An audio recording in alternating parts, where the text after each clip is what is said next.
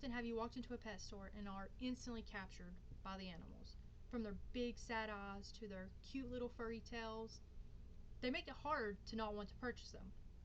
However, we don't really know where these animals come from and how it's actually doing more harm than good to purchase them. Starting today, I want you to abstain from purchasing animals from pet stores because most of these animals come from breeding mills and are kept in terrible conditions while in the store.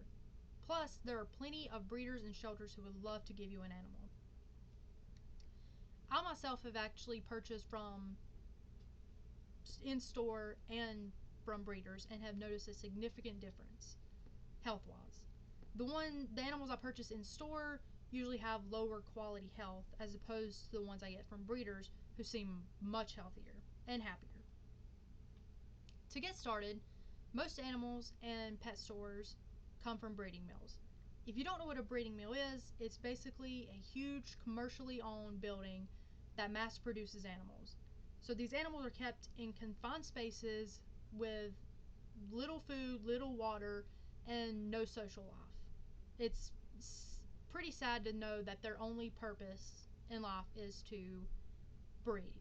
And this is all just for a profit.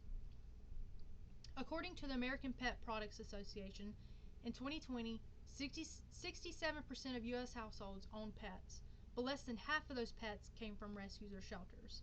So this just goes to show that most of the animals owned in 2020 unfortunately came from breeding mills. Not only do breeding mills affect animals, but they also affect taxpayers. For example, in 2016, a mill of 141 dogs were removed in Cabarrus County, North Carolina. This costed the Humane Society of the United States $591 per dog to remove. Fortunately, because of the HSUS, local agencies or shelters or communities did not have to pay for this mill to be removed. Basically, what this is when you purchase an animal in store, you're going to replace it. Similarly, animals that are kept in pet stores are still kept in terrible conditions. For one, there are no health records, mostly because they come from mills, but also because the pet stores, they don't have any health records of the pets, so you can't get any health records from the pets.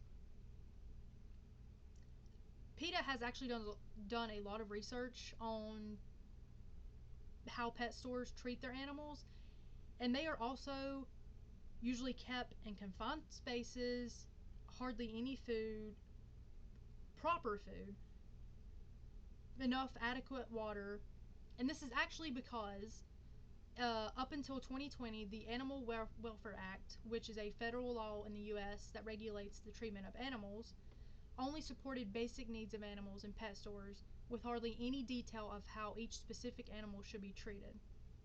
And it still does not cover exotics.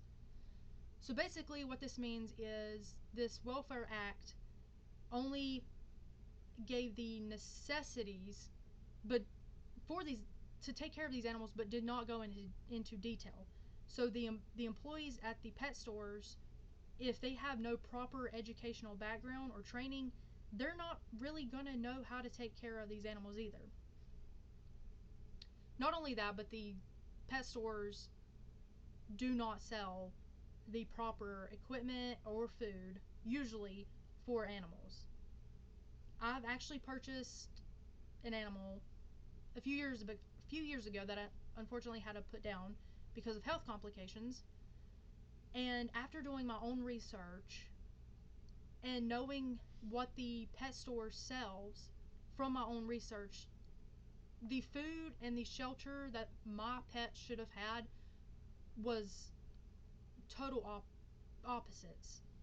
It's insane how unknowing the pet stores are as to what these animals actually need, food wise and shelter wise. But not all pet stores are this terrible. There are some that offer animals up for adoption from local shelters, or they're moving to an all supply store. Unfortunately, though, None of these are located in North Carolina. There are some good that comes from this though. Shelters and breeders are always available, and shelters are completely overfilled.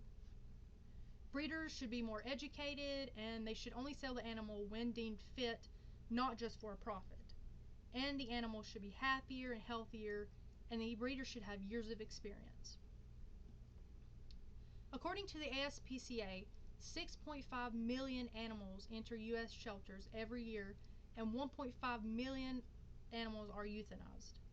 Actually, NC is one of the top 5 for